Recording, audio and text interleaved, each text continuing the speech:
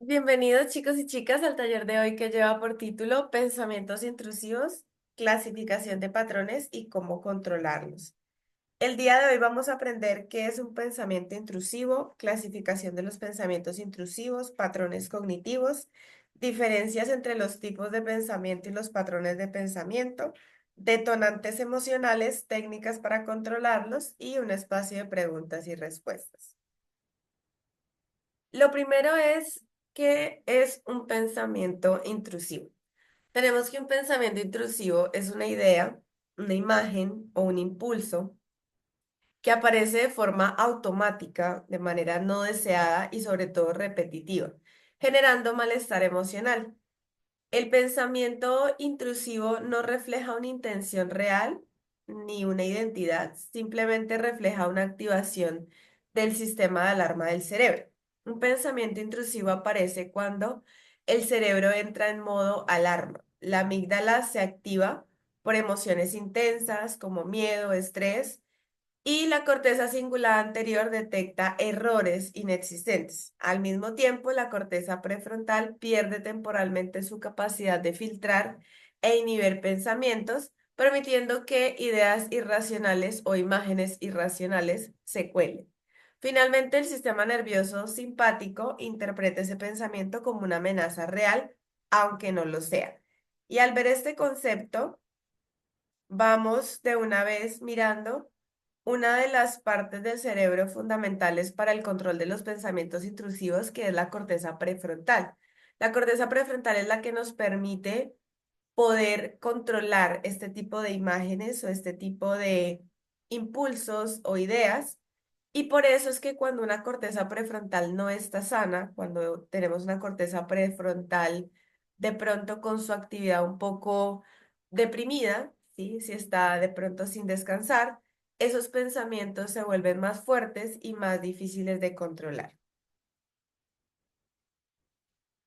Ahora, teniendo en cuenta que ya sabemos que un pensamiento intrusivo no siempre está relacionado con nuestra identidad o no siempre es racional y generalmente son no deseados, automáticos y repetitivos, vamos a ver cuál es la clasificación de esos pensamientos intrusivos, de qué tipos hay. El primer tipo es el tipo catastrófico. Son pensamientos orientados hacia escenarios futuros negativos que anticipan daños, pérdidas o tragedias. Suelen estar impulsados por la ansiedad o por un sistema nervioso en hipervigilancia. Entonces, cuando tenemos imágenes mentales o tenemos pensamientos sobre el futuro, siempre orientados hacia lo catastrófico o hacia la catástrofe, hacia la muerte, hacia hacerle daño a otros o hacernos daños a nosotros mismos. Todos esos hacen parte de los pensamientos de tipo catastróficos. Los morales o religiosos son pensamientos que entran en conflicto con los valores personales, la fe o la ética del individuo y generan malestar emocional precisamente por la sensación de transgresión interna. A pesar de yo no querer pensar o hacer eso, hay una dicotomía interna entre ese pensamiento que va en contra de mis valores o de mi ética y lo que yo realmente quiero. Los pensamientos de tipo daño son intrusiones relacionadas con la pérdida de control, donde la mente imagina situaciones en las que el individuo podría perjudicar a otros o a sí mismo sin deseo ni intención de hacerlo. Estos son muy comunes y yo he tenido en consulta pacientes en donde, por ejemplo, tienen pensamientos intrusivos de hacerle daño a otra persona, a otras personas, ya sean con armas cortopunzantes o con las manos, o hacerse daños a sí mismos también. Los pensamientos de tipo relacionales son pensamientos que generan ya duda o inseguridad o cuestionamientos sobre vínculos afectivos y se basan básicamente en el miedo al rechazo, en el abandono, en la desconfianza o la pérdida del otro. Entonces, por ejemplo, esto se da mucho en las relaciones interpersonales de, ¿y si me está mintiendo? ¿Y si de pronto me abandona? ¿Y si ya encuentro a otra amiga y me cambia? Todo ese tipo de situaciones o de pensamientos relacionados con ese rechazo, con ese abandono, se clasifican en tipo relacional. Pensamientos intrusivos de tipo de enfermedad o de contaminación. Entonces son intrusiones centradas en la posibilidad de contaminarse o de enfermarse o verse afectado por algún agente externo. Activan conductas de chequeo, evitación o búsqueda de certeza. Estos pensamientos son muy comunes en las personas que tienen, por ejemplo, trastorno obsesivo compulsivo con la higiene, que son personas que todo el tiempo se están lavando las manos de manera compulsiva o utilizando antibacteriales y demás, porque tienen pensamientos intrusivos sobre que les van a contagiar algo, que hay gérmenes por todos lados, que se van a enfermar. También se da en las personas que tienen esta parte de la hipocondría también. Otro tipo de pensamientos intrusivos son los existenciales, que ya son pensamientos repetitivos sobre la identidad. Aquí sí ya entra el tema de pensamientos sobre la identidad, sobre el sentido de la vida, sobre la realidad, sobre la muerte o la conciencia. Pueden producir desconexión, ansiedad o confusión. Entonces, pensamientos repetitivos sobre la vida no tiene sentido, esto no tiene sentido, o, por ejemplo, también cuando existen paranoias, personas que todo el tiempo están pensando en que los van a matar o en que se van a morir, y entonces se genera esta ansiedad y esta confusión sobre lo que está pasando realmente o lo que puede pasar. Y el otro tipo de pensamientos intrusivos son los autocríticos, que ya son pensamientos centrados en la autoevaluación negativa, la culpa, la vergüenza o la autoexigencia. Surgen cuando la persona interpreta eventos desde un filtro de insuficiencia o falla personal. Estos pensamientos intrusivos autocríticos se presentan mucho cuando la persona no tiene diferenciadas las dimensiones del ser humano, que son el ser, el saber y el hacer. Es algo que yo trabajo con mis pacientes en consulta porque es la única manera de yo poder separar lo que yo soy de lo que yo hago o de lo que yo digo. Que muchas veces lo que hacemos y decimos, dependiendo de las circunstancias, puede que no esté alineado con mi ser y por eso siempre les digo que no nos define completamente. Pero cuando tenemos esas tres dimensiones fusionadas, generalmente aparecen estos pensamientos intrusivos autocríticos, interpretando que eso que sucedió fue culpa mía, que yo no sirvo para nada, que yo hago todo mal, siento vergüenza o me exijo demasiado. Porque es importante saber cuáles son los tipos de pensamientos intrusivos, porque cada tipo se maneja de forma diferente. Cuando tú vas a terapia con esta situación de tener pensamientos intrusivos, tu terapeuta debe identificar qué tipo de pensamientos intrusivos son y más adelante vamos a ver el patrón de pensamientos, porque dependiendo del tipo y dependiendo del patrón, asimismo es el tratamiento o la manera en que se deben abordar. Ahora, los patrones de pensamiento, los patrones cognitivos. Ya esta parte, ahora vemos las diferencias, pero les adelanto, ya no es el pensamiento como tal, o sea, sobre qué es el pensamiento, sino cómo aparece en tu mente. Por una parte, tenemos el patrón cognitivo de el easy, pensamiento easy. Consiste en anticipar escenarios negativos o indeseados. El cerebro se adelanta a posibilidades catastróficas, interpretando incertidumbre como peligro. Genera búsqueda constante de certeza y activa la ansiedad.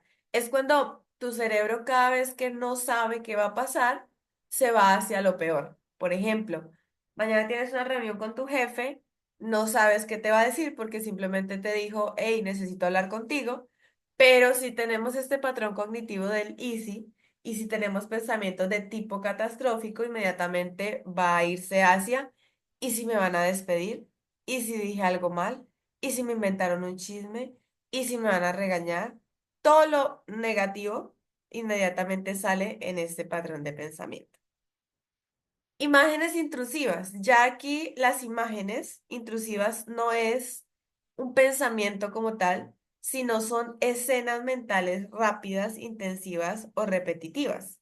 No aparecen como palabras, sino como flashazos visuales que el cerebro interpreta como amenazas potenciales y pueden estar relacionadas con miedo, estrés o expectativas previas. Yo les pongo un ejemplo de una imagen intrusiva que yo tenía hace mucho tiempo, que por cierto no la volví a tener, pero era la imagen de que alguien me apuñalaba por la espalda. Siempre que me subía Generalmente era cuando me subía a una moto. O sea, siempre que me subía a una moto o cuando estaba por ahí como en la calle, tenía como esa imagen de alguien apuñalándome por la espalda. Y era una imagen que siempre se repetía constantemente la mayoría de días. Entonces, eso era un patrón cognitivo de imagen intrusivo. Y esos flashazos visuales precisamente tienen una relación con algún miedo muy puntual. Por ejemplo, puede ser un miedo a la muerte.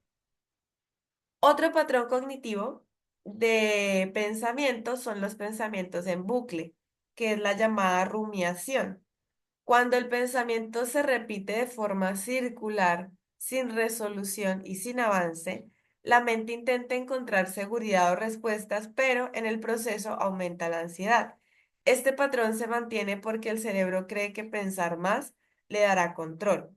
Cuando tú tienes un pensamiento y le das vueltas y vueltas al mismo pensamiento, ahí estamos cayendo en rumiación, que ese es un patrón cognitivo. Puede haber rumiación de cualquiera de los anteriores tipos. El otro patrón cognitivo es el pensamiento fóbico. El pensamiento fóbico es una intrusión mental que se activa ante estímulos percibidos como peligrosos, incluso si objetivamente no lo son. El cerebro exagera el riesgo y asocia ideas o situaciones con amenaza, generando evitación o vigilancias. Por ejemplo, cuando tenemos las fobias, ¿no? Por ejemplo, si tú tienes fobia a las arañas, inmediatamente vas a tener pensamientos intrusivos de pronto allá detrás de eso hay una araña, o qué tal si una araña me muerde en la noche, y entonces eso puede derivarse en conductas obsesivas, ¿no? Como estar todo el tiempo revisando que no haya arañas en tu cama y etcétera. Situaciones similares con cosas que me generan fobia. El otro patrón cognitivo es la obsesión moral.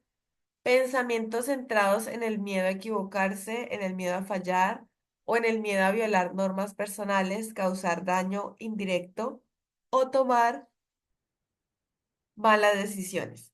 La persona se preocupa por actuar de manera correcta y teme cometer errores que afecten su integridad o la de otros, aunque no existe una intención real. Entonces, son personas que tienen este patrón cognitivo de todo el tiempo estarse preguntando si lo que hicieron es correcto. ¿Eso que dije si fue correcto o debí decir otra cosa? ¿Será que esa persona se sintió mal con lo que yo dije? O tal vez no. Sí, como si estoy haciendo las cosas bien o no estoy haciendo las cosas bien. Esa es la obsesión moral, el patrón cognitivo de obsesión moral.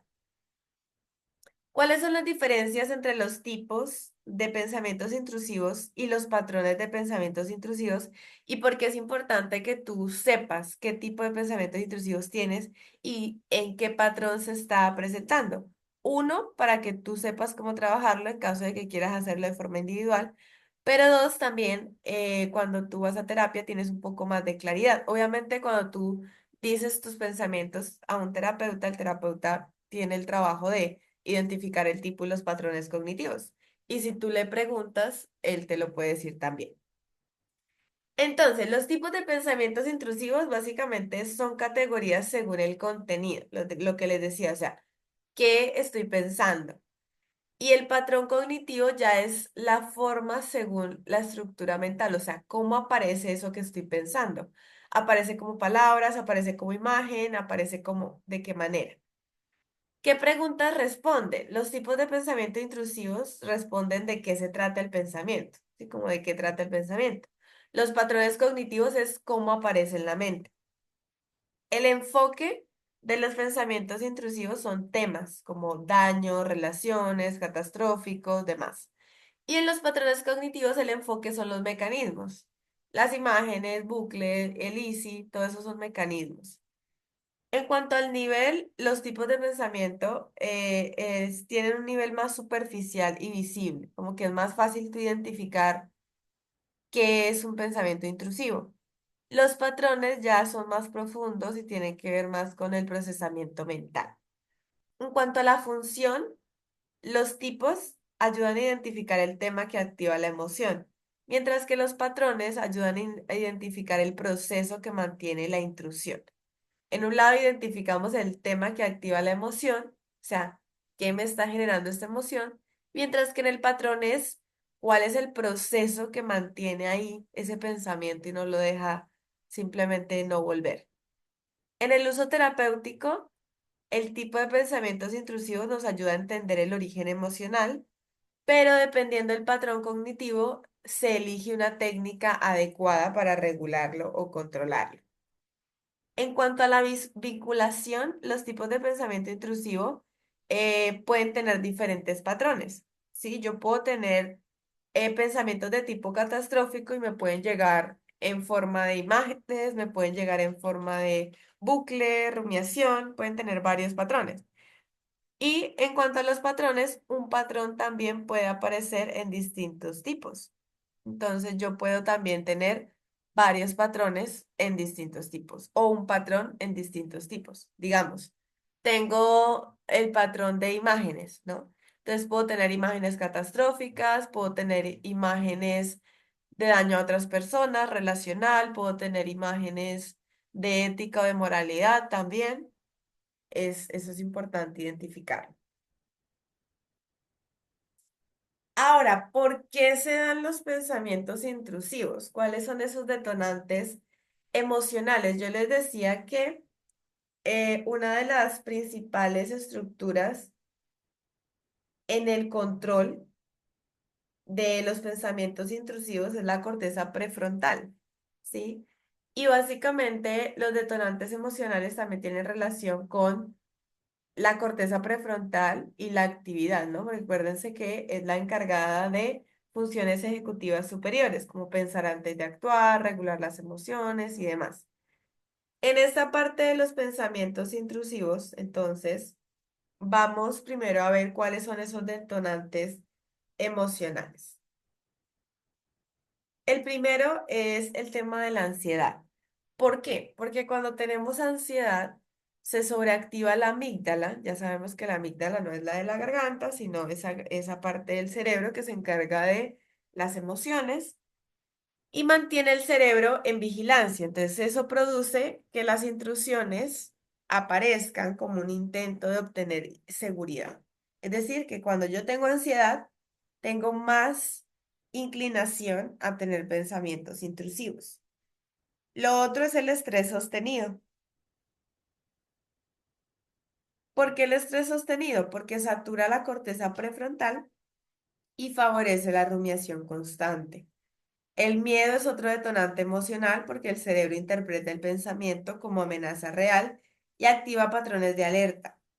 La incertidumbre también porque nos da una sensación de falta de control y de claridad, lo que lleva a la mente a generar escenarios anticipatorios para prevenir el peligro. Entonces, cuando tú menos información tienes sobre el futuro, que básicamente es todo, porque es muy, muy improbable yo saber qué va a pasar mañana, más pensamientos intrusivos hay. Entonces, Mayra, pero si yo les he dicho, la incertidumbre es una característica fundamental de la vida. Si la incertidumbre hace parte de la vida diaria, ¿cómo hago para no tener pensamientos intrusivos? Ah, bueno. ¿Qué certeza me puedo dar dentro de esta incertidumbre? Es una pregunta que ojalá la apunten por ahí. ¿Qué certeza me puedo dar dentro de esta incertidumbre? Entonces, Mayra, tengo ansiedad porque no sé si voy a volver a recaer en esto de lo que ya salí.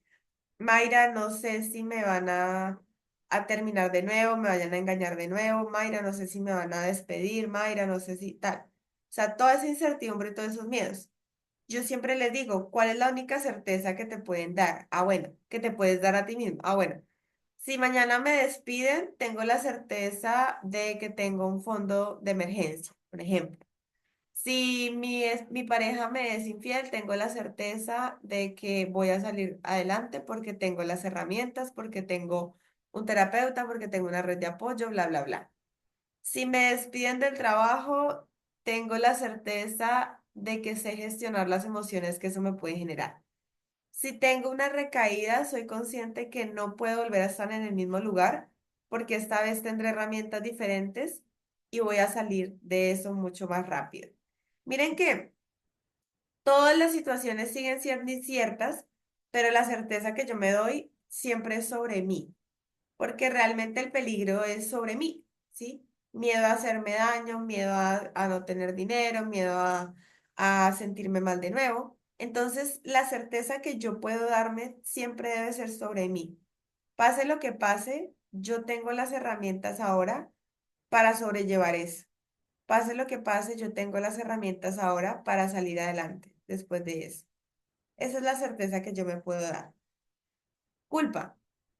Provoca autoevaluación rígida y activa, pensamientos centrados en errores percibidos o responsabilidades exageradas. Entonces, esta parte de la culpa también activa esos pensamientos intrusivos, lo que les decía antes, ¿no? Me siento culpable por haber dicho eso, porque hice eso, no hubiera dicho eso.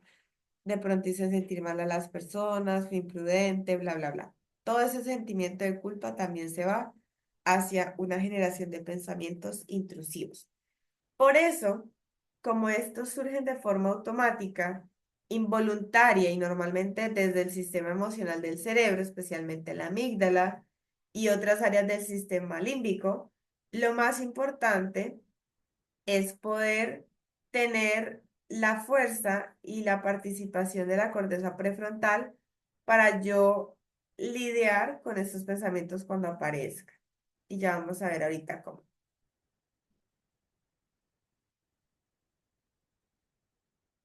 Aquí les puse otros detonantes emocionales también muy comunes, que son la vergüenza, que genera autoexigencia y pensamientos autocríticos que refuerzan inseguridades. El cansancio prolongado también es muy común. ¿Por qué? Porque disminuye la capacidad de filtrar pensamientos irracionales, facilitando las intrusiones. Entre más cansado esté tu cerebro, más vas a tener tendencia a sobrepensar de manera irracional, porque se pierde una noción de la realidad, se pierde esa claridad con la que la corteza prefrontal percibe el mundo. Entonces, personas que no duermen correctamente o sanamente, que no tienen una higiene del sueño, que en su día no tienen ni una pausa para descansar el cerebro. Todas esas personas que tienen ese cansancio, sobre todo mental, tienen tendencia a los pensamientos intrusivos. El trauma no resuelto también es otro detonante emocional porque despierta memorias emocionales o sensaciones que se expresan como intrusiones. El exceso de estímulos, la sobreestimulación, genera una sobrecarga cognitiva, entonces todo el tiempo estar en scroll, escuchando música y de la música salto a un podcast y del podcast salto a la multitarea y hago cuatro cosas a la vez. Todo eso deja la mente completamente sin filtros y promueve a que tenga pensamientos intrusivos. Y por último, la sensibilidad emocional elevada. Entonces, la intensidad emocional no regulada correctamente favorece a la aparición de pensamientos invasivos o intrusivos también. Ahora, ya sabemos qué son los pensamientos intrusivos, ya sabemos que hay tipos de pensamientos intrusivos, hay patrones de pensamientos intrusivos. Ahora vamos a mirar cuáles son esas técnicas para controlarlos. Esto es una información muy general, porque aquí la idea es que ustedes tengan herramientas, pero siempre recuerden si tienen la posibilidad y tienen pensamientos intrusivos ya muy fuertes, pedir acompañamiento profesional, porque un terapeuta sabe específicamente qué ruta tomar dependiendo tu tipo y tu patrón de pensamiento. ¿Listo? Entonces, dicho eso, vamos a hablar un poquito de varias técnicas tanto neurocognitivas como conductuales, emocionales y demás. Las primeras técnicas o el primer grupo de técnicas son las técnicas neurocognitivas de control. La primera es reetiquetar. ¿En qué consiste reetiquetar? Nombrar el pensamiento por lo que es. Esto es un pensamiento intrusivo, no una amenaza. Reduce la función entre pensamiento y realidad. O como le digo a mis pacientes, estoy pensando que tal cosa. Inmediatamente cuando yo etiqueto que estoy pensando tal cosa o que esto es un pensamiento, y ojalá lo pueda sacar a mano, escrito, el cerebro ya se empieza a defusionar de ese pensamiento y la realidad. Distanciamiento cognitivo del pensamiento. Hablar del pensamiento en tercera persona. Mi mente está diciendo que, mi mente está pensando que, mi ego está pensando que, mi ego quiere hacer tal cosa. Genera distancia emocional y reduce el impacto. Pregunta reguladora. ¿Esto es un hecho o es un miedo? ¿Esto es racional o irracional? ¿Qué probabilidades hay de que realmente esto suceda? ¿Qué pasaría realmente si esto sucede? Ese tipo de preguntas reguladoras ayudan a establecer la evaluación racional. Ahora viene la demora intencional. Posponer voluntariamente el análisis del pensamiento. Lo pensaré después. Rompe la urgencia y el ciclo obsesivo. Yo a veces les digo a mis pacientes, vamos a tratar de darle un cajoncito o un bloquecito de tu día a los pensamientos intrusivos. Digamos que tú digas, no, a las 9 de la mañana yo voy a tener 30 minutos en donde voy a escribir todo lo intrusivo que esté pensando y de ahí cierro la cajita, ¿no? Y que si viene el pensamiento de nuevo, bueno, lo pienso mañana a las 9 de la mañana. Mañana a las 9 de la mañana lo arreglamos. Mañana a las 9 de la mañana lo pensamos. Inmediatamente empieza a posponer voluntariamente el análisis de ese pensamiento. Y la última técnica neurocognitiva es la revisión de evidencia, identificar datos reales que apoyan o contradicen la interpretación del pensamiento. Eso nos ayuda a reducir las distorsiones cognitivas, porque recuerden que las distorsiones cognitivas es ver la realidad desde un lente difuso, desde un lente que no nos permite ver 100% lo que está pasando. Y precisamente yo apoyarme de datos reales, ¿sí? De información real o que me reafirme que eso no va a suceder, me ayuda mucho a controlar esa parte del pensamiento y del miedo sobre el pensamiento.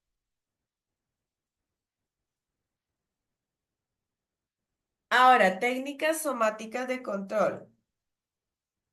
¿Qué significa somático? Somático es en relación al cuerpo. Entonces ya no son técnicas ya neurocognitivas, sino son técnicas para controlar el cuerpo para relajar el sistema nervioso. Esas letritas que ven allá arriba, R.SN, es relajación del sistema nervioso. ¿Qué vamos a hacer para relajar el sistema nervioso, para trabajar con el cuerpo? Respiración 4-2-6. Inhalo 4 segundos, sostengo 2, exhalo 6. La exhalación larga disminuye la activación del sistema simpático. Coherencia respiratoria. Respirar en ciclos de 5 o 6 segundos por inhalación y exhalación. Eso nos ayuda a estabilizar el ritmo cardíaco y la corteza prefrontal. Otra técnica es la estimulación vagal, que es cuando técnicas como agua fría en manos o nuca o en el cuello, bostezar, estirar el cuello, todo eso regula la parte de la hiperalerta. Yo les hablo mucho cuando estoy trabajando con pacientes que tienen de pronto ansiedad, el tema de la crioterapia. La crioterapia, el meter, sumergir las manos en hielo, la carita en hielo, todo ese tema del agua fría nos ayuda a que nuestro sistema nervioso central se inactive.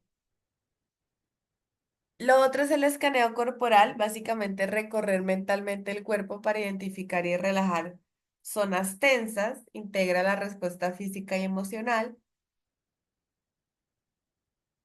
Y por último tenemos el grounding físico, que es básicamente hacer contacto con superficies, ¿no? Los pies en el piso, las manos, la mano en una mesa firme. Hay personas, por ejemplo, a mí me funcionaba mucho cuando tenía pensamientos intrusivos, el tema de acostarme en el piso frío. Completamente me acostaba en el piso frío y eso me ayudaba a autorregularme también. Todo eso ayuda a volver al presente y a regular el sistema nervioso. El otro grupo de técnicas son las técnicas conductuales. Ya no vamos a hablar del cerebro, ya no vamos a hablar de cómo relajar el cuerpo, sino que vamos a hablar ya técnicas para que modifiquemos las conductas. Uno, posponer la rumiación, programar un tiempo específico, lo que les decía del cajoncito para pensar en el tema. Esto reduce la compulsión de analizarlo a todo momento, de todo el tiempo, en lugar de pensarlo 16 horas, ¿cómo hacemos para pensarlo entonces solo media hora? Eso se llama posponer la rumiación. Exposición gradual, ya como tal enfrentar de manera progresiva aquello que genera miedo para desactivar la asociación con el peligro. Algo que yo trabajo con los pacientes que me traen temas de fobia precisamente es la exposición gradual, pero primero lo hacemos de manera visualizada, de manera orientada. Entonces, por ejemplo, una vez tuve un paciente que le tenía miedo a volar en avión y siempre le daba mucha ansiedad cuando volaba en avión, tenía que hacer ciertas cosas para poder no sentir nada durante el vuelo. Y lo que hicimos con él fue una exposición precisamente a ese miedo de volar en avión, que se reducía al miedo que generalmente está en común con las fobias, y es el miedo a la muerte, el miedo a morir. Entonces se hizo la exposición con visualización y la fobia desapareció. Entonces, por eso es tan importante esto de exponernos gradualmente a, a esa situación. Archivo mental. Imaginar que el pensamiento se guarda temporalmente en un cajón mental, permitiendo continuar la actividad. También es otra técnica conductual. Redirección consciente, que es cambiar de actividad o foco cuando aparece la intrusión, entrenando al cerebro a no engancharse automáticamente. Y las microacciones, que es realizar una acción pequeña que interrumpa el ciclo. Por ejemplo, tomar agua, estirarse, caminar 30 segundos. Esas son técnicas para el tema de la conducta, cosas que podemos hacer de manera conductual. Y las últimas son las técnicas emocionales. Lo primero en las técnicas emocionales es identificar la emoción raíz. Esto es ansiedad, esto es miedo, esto es vergüenza, esto es culpa, ¿qué es? Sí, emocionalmente, ¿qué es? Y así podemos ir reduciendo la intensidad amigdalar, porque estamos usando la corteza prefrontal para cuestionarnos qué es la emoción que estoy sintiendo. Básicamente la estamos racionalizando. Validación emocional, reconocer el estado interno sin juzgarlo, permite que el pensamiento pierda fuerza. Escritura libre de 2 minutos, esto es fundamental, chicas y chicos. Yo les he dicho el tema de escribir, lo importante que es. Escribir lo que aparece sin filtros sirve para drenar la activación emocional acumulada. Siguiente, el reencuadre emocional, que es básicamente reformular el pensamiento desde una perspectiva más realista y compasiva, que es lo que hacemos con mis pacientes en reestructuración cognitiva. Y la autocompasión activa, hablarte con la misma comprensión que tendrías hacia otra persona que esté pasando por lo mismo. Entonces, si una persona te dice, uy, mira que estoy teniendo estos pensamientos, mira que me llegan estas imágenes, mira que no sé qué, ¿qué actitud vas a tener contra esa persona? ¿Sí? Autocompasión activada. Yo necesito tratarme con compasión mientras salgo de eso. Entonces, chicas, ese sería el taller de hoy. Eso era un taller bastante corto porque es un tema que, si bien el objetivo era darles como el concepto de qué son, de cómo funcionan, me interesaba también el tema de que entendieran que hay tipos de pensamientos, que hay patrones y que existen técnicas para controlarlos y que existen técnicas no solo de un tipo, sino cognitivas, conductuales, emocionales, y depende de mi patrón y mi tipo, qué técnica me puede funcionar. ¿Alguna pregunta, duda, inquietud, las chicas que están aquí en vivo? ¿Qué les pareció el taller? ¿Algún comentario? ¿Algo que les haya resonado?